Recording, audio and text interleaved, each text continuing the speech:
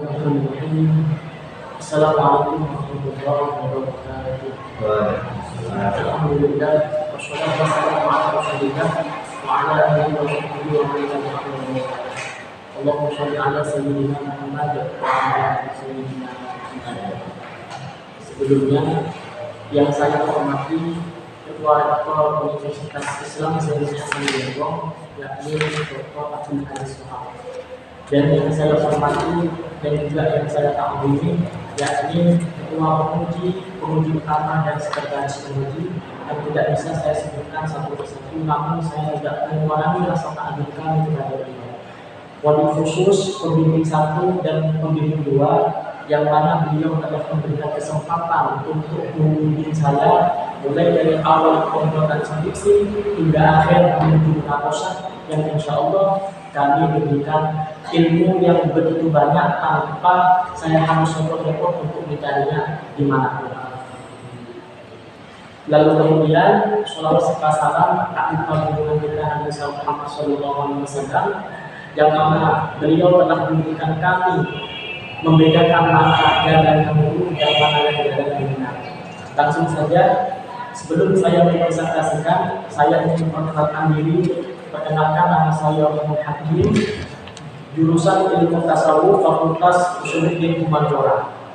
Ada skripsi yang saya buat yakni tentang implementasi kitab Minhajul Abidin di era modernisasi dalam meningkatkan spiritualisme di lapas COVID-19. Kenapa saya tiba-tiba mengangkat judul ini?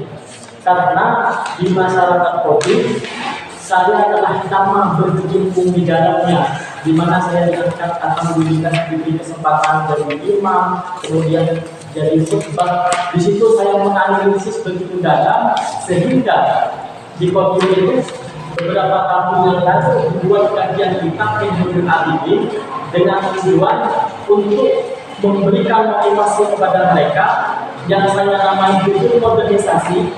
Kenapa kok dinamakan modernisasi? Kenapa tidak langsung meningkatkan spiritualisme? Modernisasi itu sendiri adalah transformasi dari zaman modern, transformasi dari zaman tradisional menuju ke zaman modern, baik banyak perubahan maupun perubahan politik, sosial, budaya, dan lingkungan. Oleh sebab itu saya mengangkat judul tersebut, lalu kemudian saya tarik kesimpulan dengan memberikan rumusan masalah dari judul itu. Yang pertama, bagaimana metode kajian kitab Minhajul Abidin di era modernisasi lapas COVID-19 Kota Probolinggo.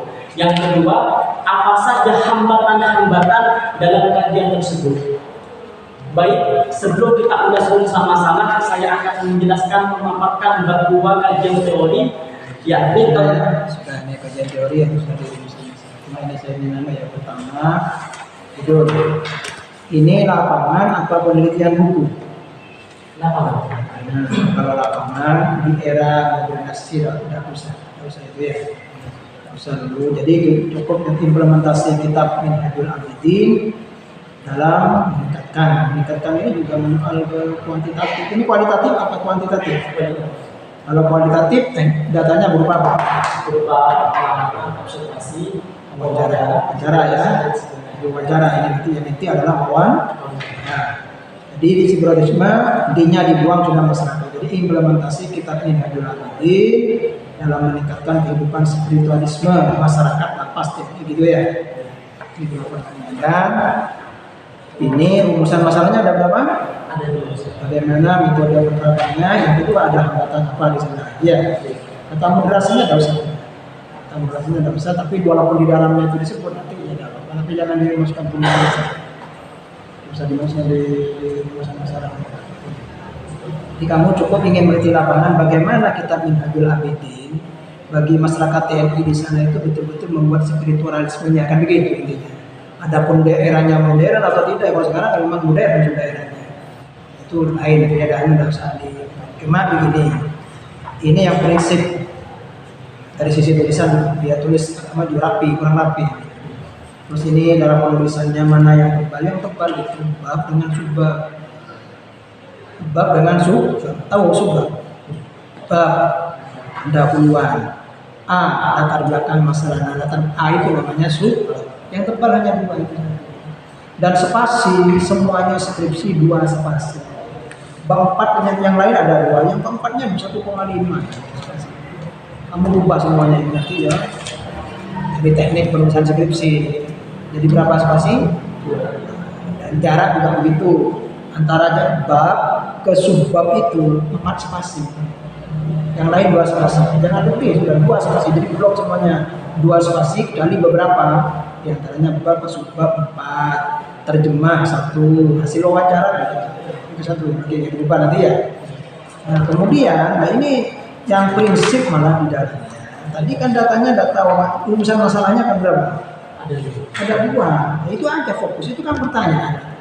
Nah, atau fokus penelitian kamu pada apa? Pada rumusan masalah 2 itu. Nah, itu yang akan diteliti 2 itu saja. Jadi itu yang jadi jawabannya. Bagaimana metode menggunakan, hambatan apa yang di dalam. Kamu tulis lagi nanti. Jadi isi dari hasil penelitian adalah yang hasil penelitian A. Kamu jelaskan tentang lokasi. Lokasi sudah ada ya. Sudah ada lokasinya. Kemudian B, deskripsi data. Deskripsi data tentang 2 rumusan masalah itu apa saja, wawancara, observasi dan ya lapangannya. Itu kamu tulis satu-satu. Di sini belum. Ini belum ditulis ya. Jadi yang ada lokasi sudah ditulis lokasi. Tapi ketika mencapai deskripsi data, saya tulis dulu ya. Isinya ini hasil penelitian ini isinya adalah apa? Lokasi ya. Lokasi. Yang kedua deskripsi data. Nah, deskripsi data ini sesuai dengan rumusan masalah. Ada rumusan masalah 1, ada rumusan masalah 2. Kamu tulis lagi 2 rumusan masalah itu. Tapi kata bagaimananya dibuat. Ganti pernyataan. Jadi, tulis lagi. Di bagian B-nya nanti ya. Jadi ini isinya yang A itu apa? Lokasi. Yang B itu apa? Deskripsi data. Deskripsi data sebagai jawaban dari rumusan masalah 1 apa saja. Datanya berupa apa? Wawancara dengan siapa, hasil observasinya, dokumentasinya seperti apa, tahu dikasih satu-satu. Yang rumusan masalah, yang deskripsi rumusan masalah yang kedua, kamu tulis lagi uang bagaimananya. Kamu tulis apa saja hasil wawancara. Wawancara dengan siapa saja? Ada pertama ketua Dandim dengan Budi Alino, yang kedua ketua takmir jadi Pak Sumasa. Mana ditulis di mana hasil wawancara? Ada di sini. Nah, itu ada di mana? Ini transkrip wawancara belum ada, transkrip wawancara. Oh, hasil wawancaranya di mana? Berarti berupa tulisan begini. Iya, hasil wawancara. Jadi hasil direkam. Jadi ini tidak ada data wawancaranya. Jadi data wawancara harus ya. Jadi di bab 4 isinya adalah deskripsi data sebagai jawaban dari rumusan masalah 1 berupa wawancara dengan siapa saja, tulis semua hasil wawancara. Dan itu ada transkrip wawancara, dilampirkan transkrip wawancara. Nah, cara penulisan hasil wawancara itu, caranya, teknik penulisannya agak masuk 1 spasi. Itu mungkin aja. Itu juga ada data wawancara, ada penulisannya belum ada nih, hasil wawancaranya. Nah, kemudian ada pembahasan. Nah, pembahasannya sama, membahas dari rumusan apa?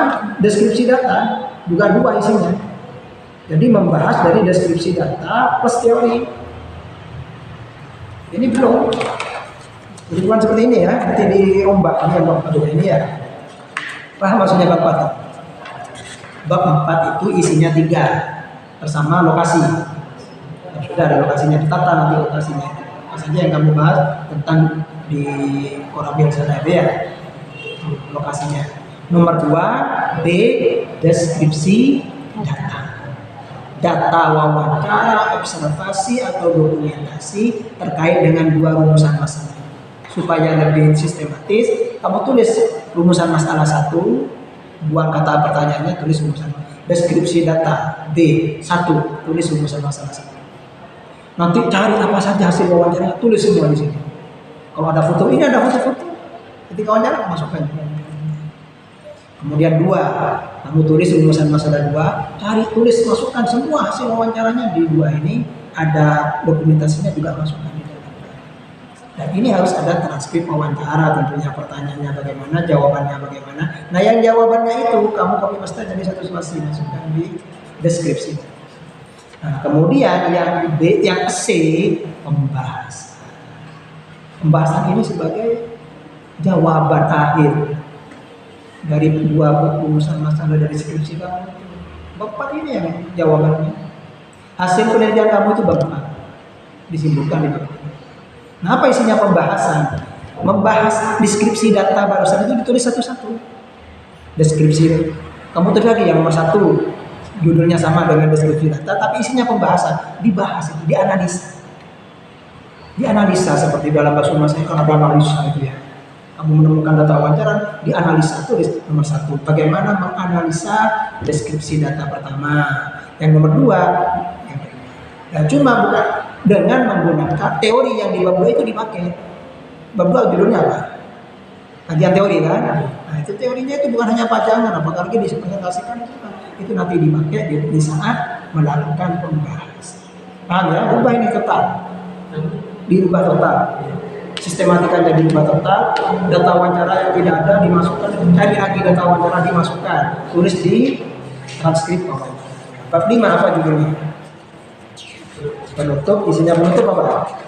Ada Kesimpulan. Nah, kesimpulan itu kamu menyimpulkan, kesimpulan itu 1 halaman maksimal, ya.